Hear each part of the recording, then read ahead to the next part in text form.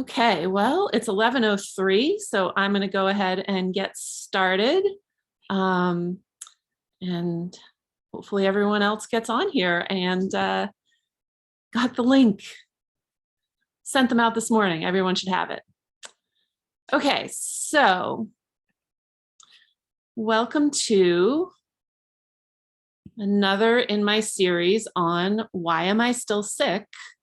Uncovering the roots of your symptoms and learning how to heal.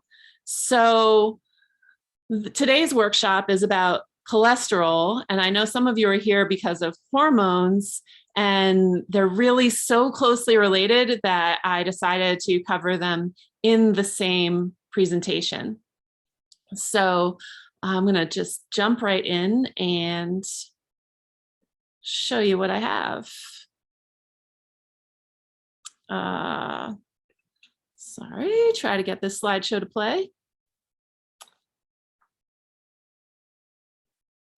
Welcome, welcome. As you're joining, please just throw in the chat box where you're joining from. And if you have any questions about things you definitely want to cover today.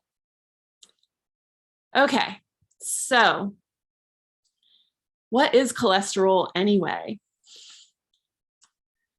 Well, first, let me tell you a little bit about myself because some of you don't know me. So I'm Dr. Elizabeth Davidson, and I'm a holistic doctor. I've been practicing holistic medicine for a bit over 15 years now. And one of the main things I'm doing right now is functional blood work. So what this means is that I read blood work, whether it's considered normal or not, and based on what I find in those numbers, I look at the relationships between the numbers rather than just the normal ranges. So I can help people uncover the roots of their chronic illness. That's why this series is called Why Am I Still Sick? Uncovering the roots of your symptoms and learning how to heal. So blood work, lots of times when we get it done, is just normal ranges. Those normal ranges, though, are lots of times really, really large and aren't functional ranges. So you can be surviving in those ranges, but not necessarily thriving and functioning at your best. And then there's a lot more to it than the normal ranges, which you'll see in a bit of this presentation. It's really about the relationships between the numbers. So cholesterol is just a piece, along with hormones, just pieces of that blood work. There is a lot more to it. And if you want to dive deeper into that, I will be happy to chat with you more about what your blood work can mean and what labs are good to have. So let's look at cholesterol because that's today's focus. Let's see. So cholesterol is it's a really important thing in your body. And for most of us, we've just heard that it's bad all the time and we should keep it as low as possible. Well, as you'll see today, not true. So the total cholesterol, if you have your labs in front of you, it's worth looking at right now, is a measure of the total amount of cholesterol present in your bloodstream. Triglycerides are a type of fat found in the blood. And then cholesterol comes in two different forms. It's the high density, which is generally considered good cholesterol, and the low density, which is generally considered bad cholesterol. Now, there's not really such thing as good and bad cholesterol or bad cholesterol at all. I mean, your numbers can be off and it can make you not feel good, but you need cholesterol. So two main functions of cholesterol in your system. We've all heard probably that it'll give you a heart attack because it blocks your arteries. Well, that's not cholesterol's fault. So what cholesterol is doing is actually covering up scars in your arteries. So there are three main things that will cause scars in your arteries. And those are chlorine, fluoride, and trans fats. If you're familiar with what trans fats are, or actually if you're not familiar, because I feel like most of us who are kind of health interested know what trans fats are. If you're not familiar, put it in the chat that you're not familiar and I'll cover that. Um, just say, you don't know, or I don't know, and I will cover that. Okay. So when you ingest things like trans fats, chlorine, or fluoride, they scar your arteries, and then your body needs to make sure your arteries are smooth so your blood can flow well. And so cholesterol, one of its jobs is to go in and smooth out those arteries. Of course, if you keep scarring your arteries, then the cholesterol keeps building up, and that's when it becomes a problem. But cholesterol is doing its job and trying to help you heal and thrive. Does that make sense? If it makes sense, put a yes in the chat. If it doesn't, put a no.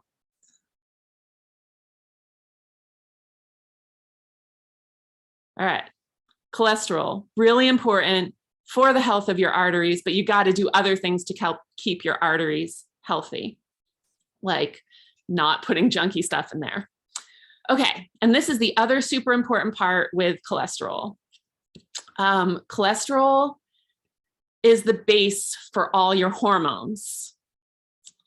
So a lot of people come to me with their hormones all a mess. They come to me taking progesterone supplements or testosterone supplements or estrogen supplements because those things are low in their bodies, and you need those to function.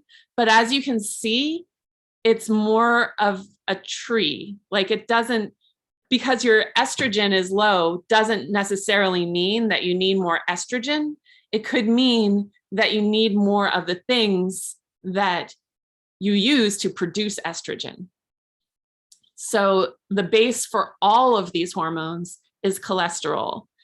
So if your cholesterol is really low, which I know in the medical scene is considered really good, it could affect your hormones in a huge way, and you're not going to be feeling as good as you should because you don't have enough cholesterol. Cholesterol gets turned into pregnenolone, which then can be either progesterone or DHA, which then make cortisol, which is a stress hormone. And you need it. I mean, you don't want to overdo it on cortisol, but you need cortisol. And then DHA gets turned into testosterone and then estrogen. So you need cholesterol for your arteries to function and for your hormones to function. So if your hormones are off at all, the first thing to look at is your cholesterol levels. So can you put in the chat if you've had a cholesterol panel done recently, a lipid panel as it's called, because it's cholesterol, triglycerides, and HDL. When I say recently, I mean within the past few years, if you have it accessible, so you know a little bit about it. Okay. So a few people have some cholesterol panels. All right. Does anyone have any concerns about their cholesterol or their hormones currently? And you can private message me if you don't want to say it to everyone. You can ask what those concerns are too. I'll do my best to cover that. So cholesterol, super important. So an ideal cholesterol panel looks about like this. Your cholesterol should be around 200. Your triglycerides, which is that fat that's in your blood, those should be around 100, so about half of what your cholesterol is. And then your HDL should be around 50, about half of what your triglycerides are. The LDL, as long as it's below 100, it's fine, and it doesn't really play in too much with this, what I'm presenting today. So as you can see, there's a ratio here of about 4 to 2 to 1. That ratio is really important because that's the ideal ratio for you to be functioning well at, and for you to have enough cholesterol and fat for your hormones to work. The hormones are what really kind of make you feel good and make you function well as a person. So really important to have this ratio. if this ratio is off at all, like for example, if it was like 200, this is one I see a lot, is the cholesterol is around 200, but the triglycerides are only around 50. That means you don't have enough fat in your blood and you're not going to have very much energy. Also, if this ratio is off, it's an indicator that you probably have some autoimmune stuff going on. There are other parts of the blood work that will prove that autoimmune, but you're likely already feeling it if this ratio is off.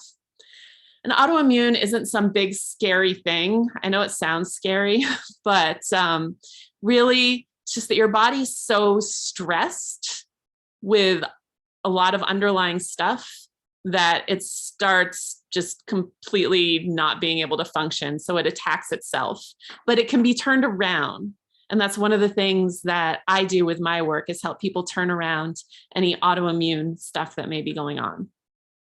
So if this ratio is any distance far from that 4 to 2 to 1, it's good to get further checking done, like particularly with the complete blood count, which is another part of the blood panel. And I would be happy to take a look at that for people, because it's not something that's often recognized when you take it to a medical doctor or specialist. These ratios between what's going on in any blood panel, but particularly this cholesterol panel, and how that relates to how your body's functioning. It's usually just looked at as, oh, your cholesterol is high, let's take it down. But that often doesn't fix the problem. So probably the most common problem that people do have with cholesterol is that it's high. If it's over 200, then generally the medical profession will want to put you on medication. That's not necessarily what you need. If your cholesterol is high, there are some good reasons that it could be high. So regions your cholesterol panel is bad. I call it bad because people are always like, well, I have bad cholesterol. Cholesterol is not bad, but reasons why it may be off is that the number one is that your blood sugar balance is off. So if your body can't handle blood sugar, then it's going to throw a lot of things off. And one of them is your cholesterol panel. So lots of times the blood sugar, which is also known as fasting glucose, is one of the tests that's run when you have a lipid panel done. So you can see if your blood sugar is within normal range. There's another test that's sometimes on the blood panel that will tell you more how consistent your blood sugar is. And again, these are things that I love to look at, especially when your cholesterol or your hormones is off, because we can go back to the root of the problem, which could be your blood sugar, not your cholesterol, not your hormones. It could go all the way back to your blood sugar. Even if your estrogen is off, it could be because of blood sugar or thyroid or inflammation. These all show up in the blood work and are very interesting things to look at. If anything below them, I look at it as a chain with like blood sugar up here, then cholesterol, then hormones. So they're all in a row, and you have to have the bottom functioning well in order for everything else to function well. So thyroid problems, that's another thing that can throw your cholesterol off, and a topic for a whole other workshop, because often thyroid problems aren't caused by the thyroid having trouble. They're caused by, again, the things above that, the things that feed into the thyroid, like the parathyroid and the hypothalamus, whole other thing that affect the thyroid. So maybe that's my next workshop. What do you think? Would you like to hear more about thyroid? Just say yes in the chat if you want to hear more about thyroid, or raise your hand. I can see Rebecca. She's the only one I can see. And then the other thing is inflammation. So inflammation can cause your cholesterol to be off. And where does inflammation come from? Well, often it comes from infections, not huge raging infections that you're aware of, but infections that have been causing trouble for you for a long time. That's something that I can see also in the complete blood count. So if you have cholesterol panel that's off, there are a lot of other reasons why it could be off. And when you jump right to something like taking a statin, even if it's a natural statin like the red yeast rice that some of you have probably heard of, you're not necessarily fixing the problem, because cholesterol is often not the problem. The problem is often something going on with your blood sugar, or something in your brain, or something in your infections. When I say brain, I mean like the glands in your brain, like hypothalamus and stuff like that. All of this can be found in the blood work. How's intake for included hormones? Is that a question? I heard someone, but not very well. That was just someone off mute. Okay. All right. Let's see. Okay. That is all the slides I have and the most important things about cholesterol. So now I would love to answer any questions that people have. So go ahead and unmute and ask your questions. I'm going to stop sharing so I can see you all. Hi.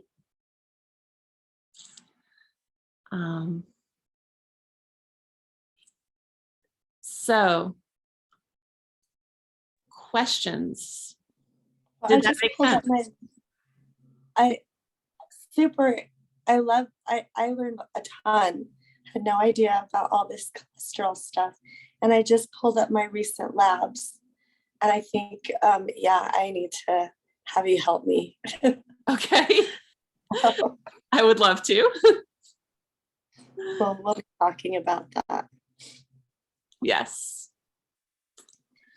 So when it comes to lab work, especially if you've had it done and you have some things that are out of range, and even more especially if your MD wants you to take a medication for it, I always recommend getting another opinion. The way I read blood work, any sort of blood labs, is from a functional standpoint, not from just a surviving standpoint. And it's really, really different, and can find a lot more information from the blood work than you would typically see from what you get from your MD. One of the ones I read the other day, this girl, her white blood cell range, which white blood cells are a sign of infection, was even higher than the survival range that the MDs read. And it wasn't flagged. And she was told she was fine. And I look at it and she has nausea, joint pain, exhaustion, weight gain, all of these things. And it's not being read from a functional standpoint. So she was just told nothing was wrong. It was all in her head. Having worked with a lot of people with chronic illness at this point, this is something I hear often. And it's not all in your head. We all live in our bodies 24/7, so we know them better than anyone does. And if you feel that something is off and your MD tells you it's not, get another opinion, preferably with me, because I'm really good at this and I would love to help.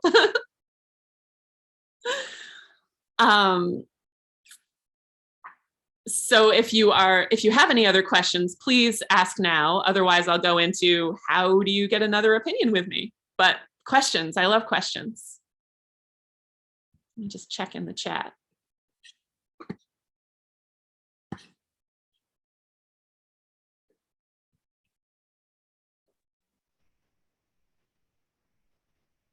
No more questions. I have a question. You have a question?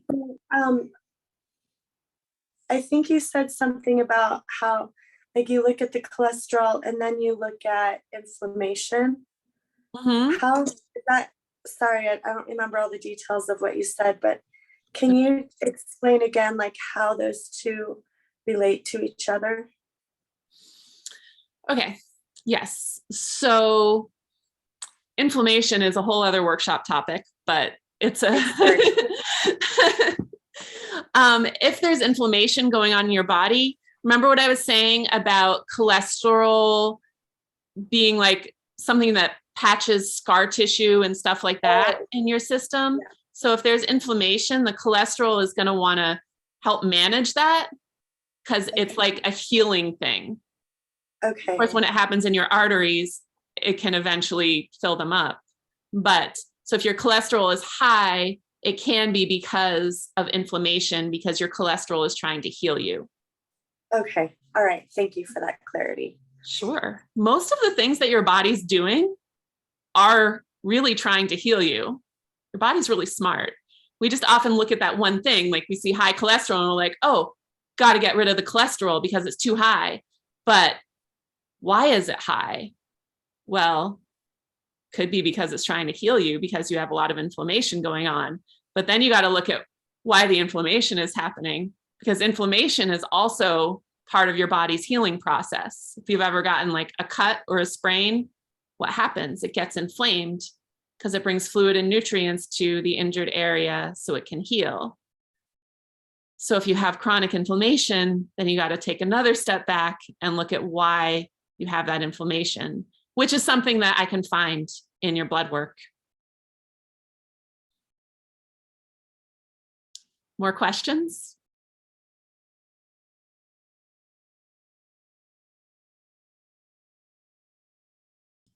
I put one in the chat. Oh, did you? Yeah. Okay. Yes, so Rebecca's question is, can you help to not scar your arteries by taking fluoride, trans fat, and chloride out of your diet? Yes, I highly recommend getting all of those things out of your diet. And if you need help with that, that's again, something I'm pretty good at. One tricky thing is regular filters don't take fluoride out of water. So if you are on city water, it most likely has fluoride in it. And you can't filter that out. The only way to get it out is by reverse osmosis. And reverse osmosis is tricky because you have to add minerals back in because it'll take all your minerals out of your water and can be pretty detrimental for drinking. So I don't know why people are still putting fluoride in water, because fluoride, what it does in your system is it replaces the calcium in your bones. That's why it's supposed to make your teeth harder, but it replaces the calcium because it is harder than calcium, but it's not necessarily better than calcium. And it's an industrial waste product, not really great to put in your body. With long-term high dosage, people's bones just disintegrate. Not a great thing to take. So still don't understand that one, but it's out there. It's in most city water. So very unfortunate. Great question. Thank you. Other questions? Okay, I know some of you hopped on late, and I will be sending out a recording to everyone. And so you'll have my email, which is a great way to ask further questions or schedule a time with me to learn more. Oh, Stacy just asked, can your cholesterol be too low? It can definitely be too low. That's actually a pretty common thing that I see, that I covered a little earlier in the presentation. But yeah, cholesterol that's, especially if it's like less than 175, is really too low for your body to be able to produce hormones, because cholesterol is the base for all your hormones. And if it's too low, you can't do that. So you will not be functioning well if your cholesterol is too low. The best way to bring it up is, well, stabilizing blood sugar, like I talked about, but also making sure you have a lot of healthy fats. And I know Jen has seen my healthy fats chart, but I will include that when I send out the recording, because surprising which fats are healthy and which are not. Trans fats, definitely bad. Don't do that. Any other questions?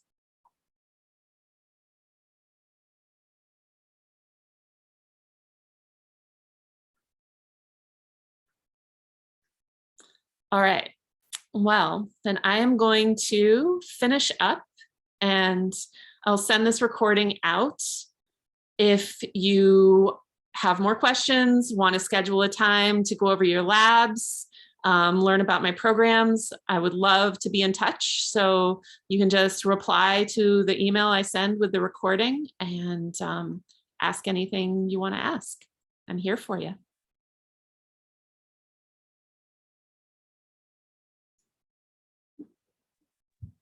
All right. Thanks, Elizabeth. This was great. Awesome. Thanks for joining. Thank you. Thank you so much. Thanks. I look Well forward to done. hearing from you. Bye.